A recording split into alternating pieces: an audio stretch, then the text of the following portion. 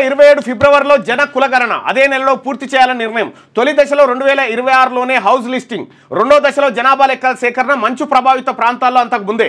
ఈ నెల 16న gazette notification, కేంద్ర హోంశాఖ ప్రకటన. 13,000 కోట్ల వ్యయ అంచనా. జనగణన పూర్తయిన వెంటనే నియోజకవర్గాల పునర్విభజన. దేశ 16వ జనగణను 2027 ఫిబ్రవరిలో చేపట్టాలని కేంద్ర ప్రభుత్వం నిర్ణయించింది. దీంతో పాటే కులగణనను చేపట్టి అదే నెల చివరి నాటికి పూర్తి చేయనుంది. ఇందుకోసం 2027 మార్చి 1ని రెఫరెన్స్ తేదీగా నిర్ణయించింది. అంటే ముందు రోజైన ఫిబ్రవరి 28వ తేదీ రాత్రి 12 గంటల కల్లా జనగణన పూర్తి కావాలి.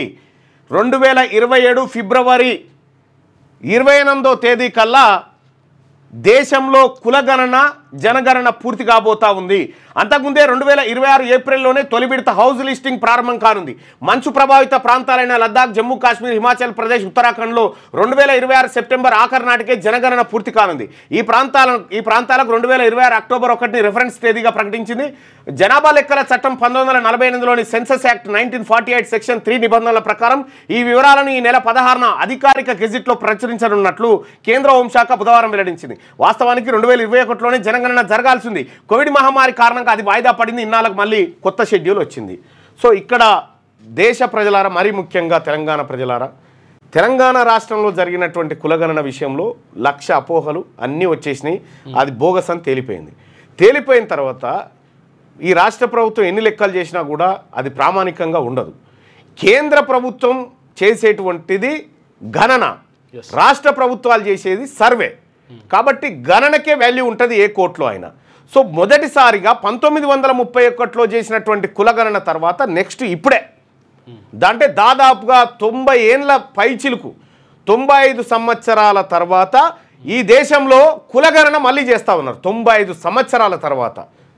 సో అంటే ఈ లెక్కలు ఇప్పుడు పక్కాగా వస్తాయి. ఎందుకు వస్తాయి అనంటే కేంద్ర ప్రభుత్వం అధికారికంగా నిర్వహించినటువంటి కులగణనను అధికారికంగా ప్రభుత్వ వెబ్సైట్లో పెట్టాల్సిందే. అప్పుడు ఏం జరుగుతుందంటే ఏ గ్రామంలో ఏ జనాభా ఎంత ఉన్నారు కులాల వారిగా లెక్కలు బయటకు వస్తాయి. ఇప్పుడు ఈ రాష్ట్ర ప్రభుత్వాన్ని కులాల వారిగా లెక్కలు బయట పెట్టమంటే పెట్టట్లేదు. మేము పెట్టాం, మేము ఈ లెక్కలు బయట పెడితే బీసీల సంఖ్య బయటకు వచ్చి ఆయనతో మళ్ళీ మాకు ఓట్లు లేకుండా పోతారు అనేటువంటి పరిస్థితికి వచ్చారు. సరే, ఇప్పుడు ఎన్ని రోజులు దాయగలుగుతారు? 95 సంవత్సరాలు ఓపిక పట్టినాం బీసీలం, ఇంకో 2 ఏళ్ళు ఓపిక పట్టలేమా?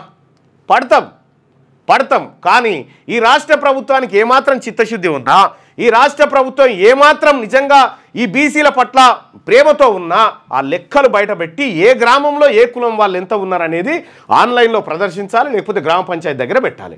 ఇది బీసీలుగా మేము చేస్తున్నటువంటి డిమాండు. మేము పెట్టము, మేము చెయ్యము అని అనుకుంటే మీ కర్మ. దానికి ఎవడేం చేస్తాడు?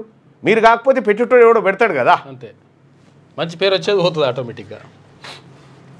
ఇవాళ ఇది పెట్టినంటే ముఖ్యమంత్రి గారికి ఎంత గొప్ప పేరు వచ్చేది తెలుసా? చరిత్రలో మంచి 95 సంవత్సరాలలో ఈ దేశంలో ఈ కులాల వారిగా లెక్కలు బీహార్ బయట పెట్టింది, గ్రామాల వారిగా. ఇక్కడ బయట పెట్టాల్సినటువంటి అవసరం ఉండే.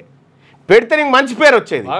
బహుశా నువ్వు ఎవరి మాటలినో ఆ పేరు పొడగొట్టుకున్నావు. ఆ విషయంలో ఇప్పుడు బీసీలకు కాంగ్రెస్ పార్టీ శత్రువుగానే కనిపిస్తూ ఉంది, 100% కనిపిస్తుంది. లేటెస్ట్ న్యూస్ తెలుగు మరియు ఇంగ్లీష్ అప్డేట్స్ కోసం ఇప్పుడే క్యూన్యూస్ అఫీషియల్ యాప్ ని ప్లే స్టోర్ నుండి డౌన్లోడ్ చేసుకోండి. సరికొత్త సమాచారాల కోసం క్యూన్యూస్ వెబ్సైట్ ని ఫాలో అవ్వండి. ఛానల్లో ప్రాంతీయ, జాతీయ, అంతర్జాతీయ వార్తలు వీక్షించండి. లైక్ చేయండి.